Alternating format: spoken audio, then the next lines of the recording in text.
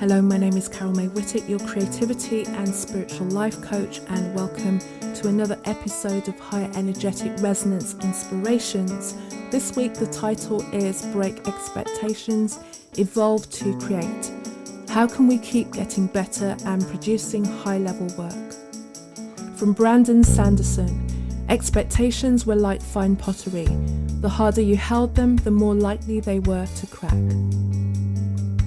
And before going into the episodes, a couple of ways that I can support you. Firstly, you can join the High Energetic Resonance Inspirations mailing list as well, so that you can get emails with additional teaching points and resources for you to explore deeper on your own personal creativity and spiritual journey. And also save the date. So on Wednesday, July the 14th of August, there will be the second Creative Confidence Masterclass. And in that masterclass, you'll rediscover your creative abilities, explore spiritual practices to enhance your creativity, build a strong connection with your intuition, and learn how to integrate creativity into all aspects of your life, and join a burgeoning community of creatives. All the links to those are in the show notes below. So when we're approaching a new creative project, one of the ways that we make it difficult for ourselves is when we arrive with expectations. Obviously, we want the outcome to be good. We want the work to show us in a certain light and maybe even promote us and elevate our status. And those expectations exist because we work and we live from what we understand and what we know. But in order to be better, we need to leave behind everything that we know, everything that we expect, and approach each new opportunity with emptiness, with faith, with the ability to surrender to what could be. A new piece of work is going to require a new perspective and a new version of yourself to be able to then express itself. And while it may be easier to create something in the way that you've done before and complete the assignment, and if you've been doing it for a long enough time, you know that what you're putting out is going to be of a high level, that approach will only work for so long. And when I say so long, that so long could be months, it could be years, it could be decades. But if you're being truthful to yourself and you really want the expansion that creativity offers, eventually that approach will become stale and it will start to feel really unsatisfactory for you. You'll start to feel very despondent, depressed, and also you'll start to lose your confidence in your ability because you know in your heart that you're being insecure about moving forward and trying something new, and essentially you're stuck, you're phoning it in, as it were. And the true thrill of what you do has become more of a mechanical production of a facsimile of your own work, because you know that you can do it with your eyes closed. There's no need for you to dig deep. There's no need for you to truly be still and draw through what you're feeling in your soul. In its way, what you've done is you've created a prison for yourself in doing so, and you're then doing a disservice to yourself going forward, and then you're doing a disservice to anyone who would appreciate your work and really benefit from what it is that you do. And knowing this, there's always going to be so much resistance to change. But the longer you stay in that stuck place, the harder it's going to be to leave, especially when the work that you're doing is compensating you on a high level.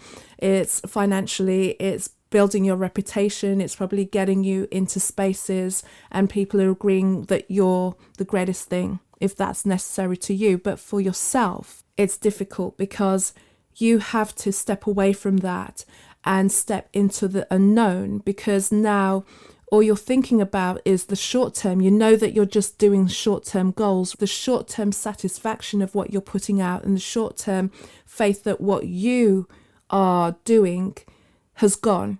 So even if people are still appreciating your work, you have within you something that is not connecting to the work. You know that you can do better, but you're caught now in this prison of being well compensated, well recognized for what you do, but knowing that you're not doing to the best of your ability.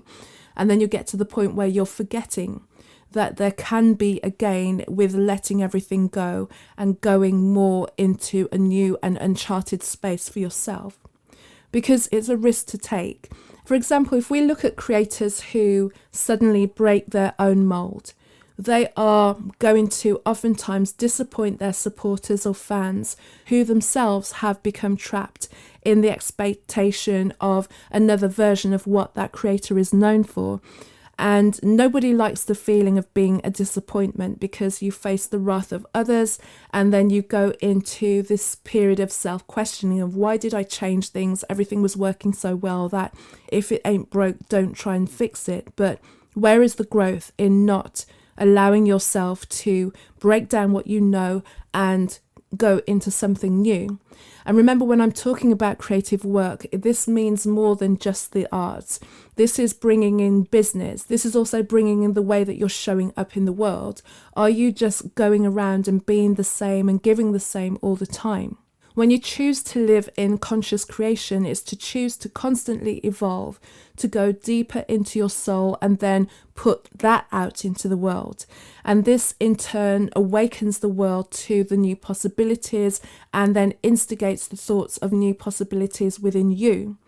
If you're able to get into that state of knowing and loving things being different all the time, then you appreciate the fact that not everyone is going to be able to travel along with you, and that's okay. That discomfort, that criticism, that loss of followers, that loss of support, let it happen, as long as you know that you're constantly working towards your own mastery.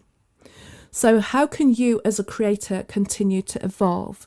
How can you have the courage to break down what you know has worked before and invite something new in? And this is where our spiritual practice, our healing, our curiosity, our patience will support us. Embracing these are transformative as we release and then rediscover and develop new perspectives. And as a result, everything that we do from that new vantage point has to change. And by spiritual practice, that doesn't need to be a prescribed version. You know over time what it takes to get you back in line and in tune with yourself, to get to find that stillness that you need, what your meditation is, what your prayer looks like. That could be walking, mindful movement, breath work. You know what that looks like for yourself. And when working with clients, I do encourage them and kind of guide them into possibilities. Ultimately, you are the creator of your own experience, so therefore you should also be the creator of your own spiritual philosophy. And this is something that I do want to create in another episode, talking about creating your own spiritual philosophy. So when you get into that place where you know that you're finding that stillness within you, that you're finding that connection with your soul, there are questions that you can ask yourself to deepen the experience and actually to gather the information. Ask yourself, what are you sensing? What else is coming up for you? Are there recurring thoughts that you need to address? Is there a part of yourself that you need to go and heal deeper, to release and allow more of yourself to be revealed to you and therefore into what you're creating and what you're expressing in the world? Are there conversations that you need to have with others? Are there misunderstandings? Is there something in your life that needs to be released? Is there someone in your life that needs to be released? Oftentimes with that expectation, when we're holding on to relationships based on who we are or who we were, and we feel that there's some sort of tension there, it's hard for us to let go because we don't want to disappoint people. We know that people get upset. There's a period of mourning that needs to happen. But in order to move forward, sometimes we need to let go and allow each other to evolve into the new space that we are.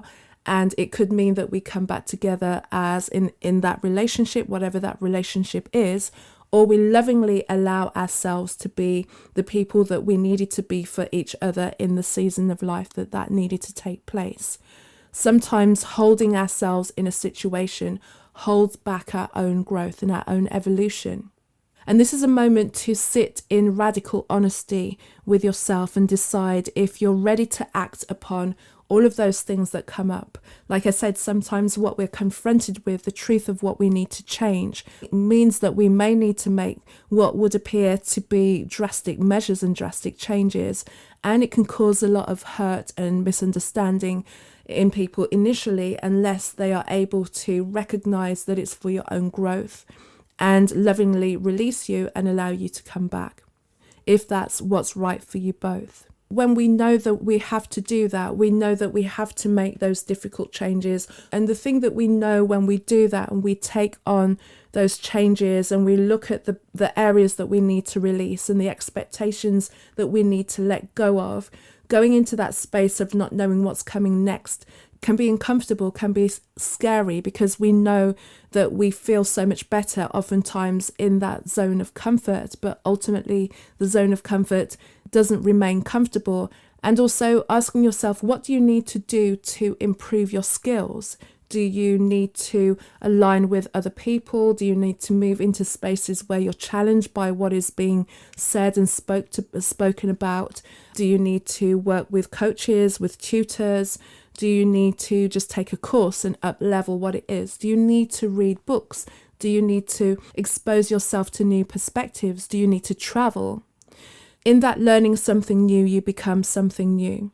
In addressing how you're looking and being in your body as well. Sometimes it's, are we in the healthiest state physically? Are we in the healthiest state mentally, emotionally, spiritually?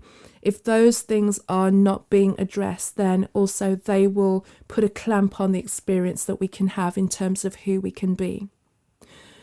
And remember that any part of ourselves that we change and invariably improve has a ripple effect on what we put out into the world. So ultimately, what we do for ourselves is what we also are then able to do and better serve others. To close, a quote from Joe Dispenza. Think of it this way: the input remains the same, so the output has to remain the same. How then can you ever create anything new? Thank you once again for listening to another episode of Higher Energetic Resonance Inspirations. Also, if you're enjoying these episodes, please feel free to leave a review and also share with others that you feel will benefit from the content. If you'd like to find out more about me, you can find my website, which is carolmaywhittick.com. Find me on Instagram as Casmic and LinkedIn and Facebook, Carol May Whittick.